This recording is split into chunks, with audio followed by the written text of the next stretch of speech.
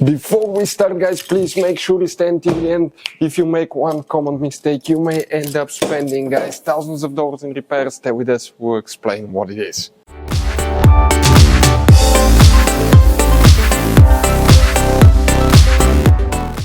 Hey guys, welcome back to Auto Repair, guys. Super quick helpful video to any of you trying to find a neck pro head restraint solenoid fuse and relay. Stay with us, we'll explain where you can find them on Mercedes C-Class Generation W204. We'll talk about hidden fuse boxes that most people do not know they even exist, guys.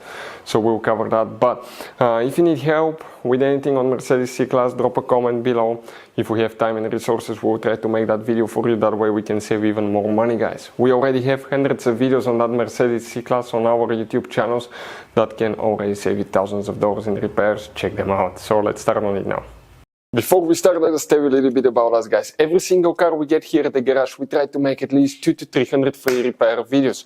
We make mechanical repair videos, engines, transmissions, bodywork, electrical, engine, transmission codes, fuses. Why we guys do all that? Because our mission here at the garage is, guys, to save you as much money as we can. All we need in return, please subscribe to the channel, like the video. That way we can keep making these free videos. And guys, check out our YouTube channels. We have more than 17,000 free repair videos that can save you thousands of dollars in future repairs. So let's start on it now. So the neck pro head restraint system fuses and relays. We'll be working in a fuse box that's easy to get to, it's in the trunk. But you have some hidden fuse boxes that most people do not know they even exist. And some of those are super important fuses, guys. That's why we made a special video on our YouTube channel. Check it out. It's called Mercedes W204 fuse box location and diagram. It will talk about all that, guys. But what we need to do now, okay, let me show you here quick. We need to come to the trunk.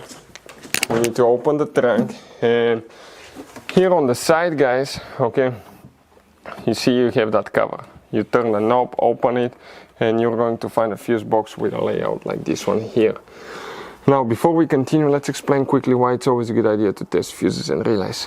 Guys, let's explain why it's super important to test fuses and relays. That way you do not spend money on diagnostics, parts, repairs you may actually not even need. So, guys, you have different kinds of fuses and relays.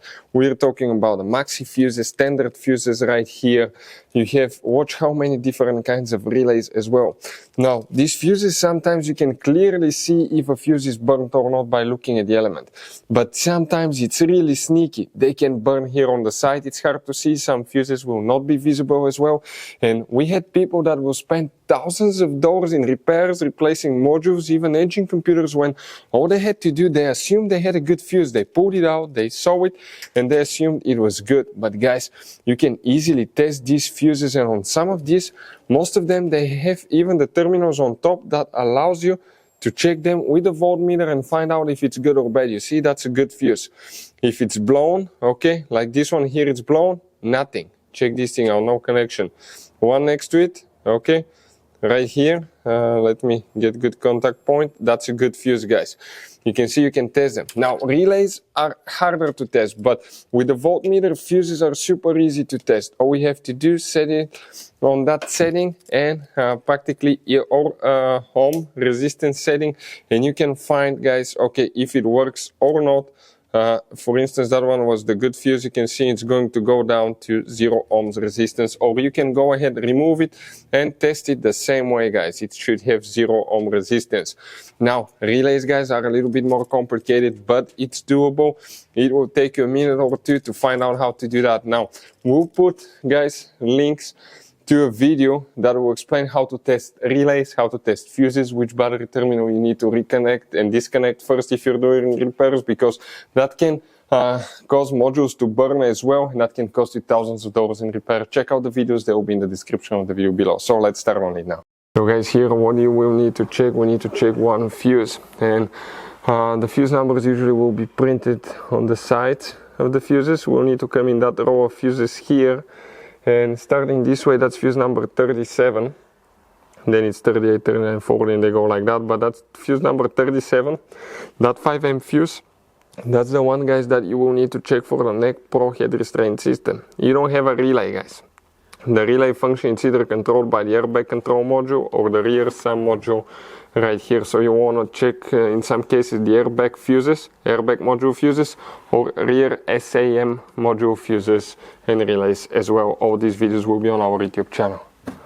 In this Mercedes W204 you're going to have all kinds of different fuses and relays that sometimes are hard to find, and if you're in the middle of nowhere you may have a hard time finding one, guys. Replacement one, you may be stuck. It happened to us. So what we usually do, we buy some spare ones and we put in the glove box for a peace of mind. We'll share a link where you can get them at a really good price, quick shipping, that way you do not waste money and time. That link will be in the description of the video below. Check it out for your convenience. Hopefully guys the video will be helpful. Thank you for watching and see you next time.